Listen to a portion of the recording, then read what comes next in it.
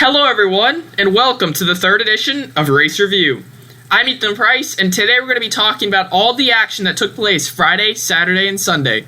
The NASCAR Truck, Xfinity, and Cup Series all competed this past weekend on the paperclip-styled short track known as Martinsville.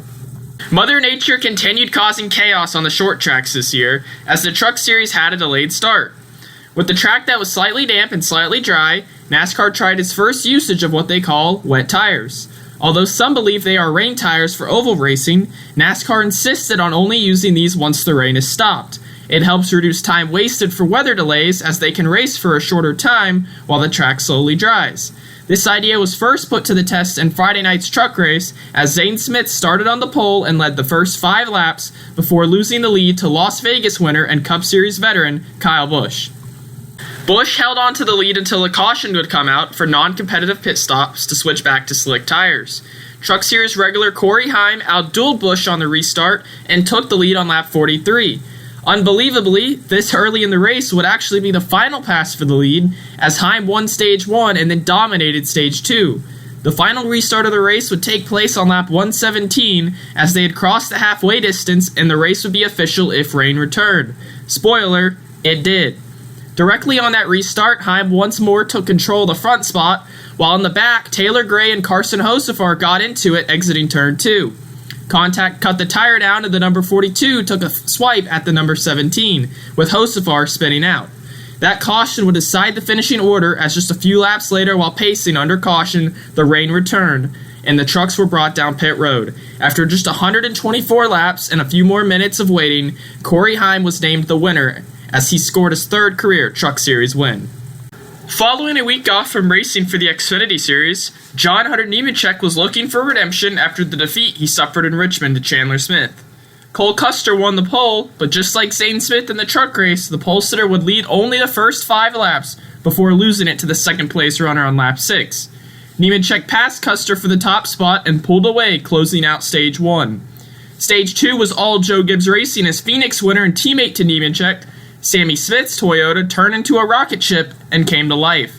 It was a hard-fought battle, but once more, John Hunter Nemechek would take the stage victory as Smith faded back to 4th by the end of the second stage. The final stage is where the cautions began piling up as crash after crash occurred in the middle of the field.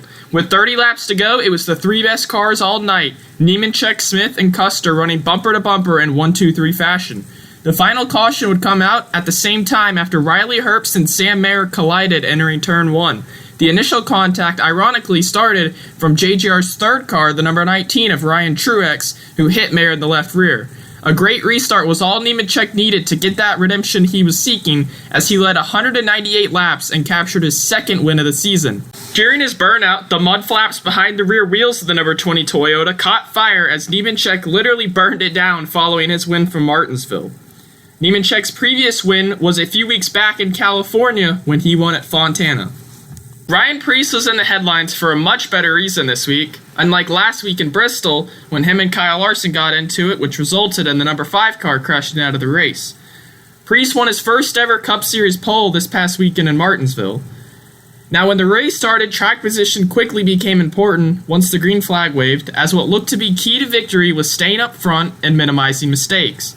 Preece's number 41 took the initial stage with ease, but after leading the first 135 laps, Preece's chance at the win slipped away in one devastating blow. He was busted for speeding on pit road trying to stay ahead of his competition, and now found himself trying to charge from the back to the front, which ultimately seemed impossible once stuck in traffic and dirty air. After Preece's hiccup, the lead position would swap between 6 different drivers, with Preece's Stewart-Haas Racing teammate Chase Briscoe taking advantage and leading over 100 laps in the race. A caution during pit stops late in the going changed the direction of the race, as the finish would come down to strategy. What was the winning call? Staying out, pitting for 2 tires, pitting for 4 tires?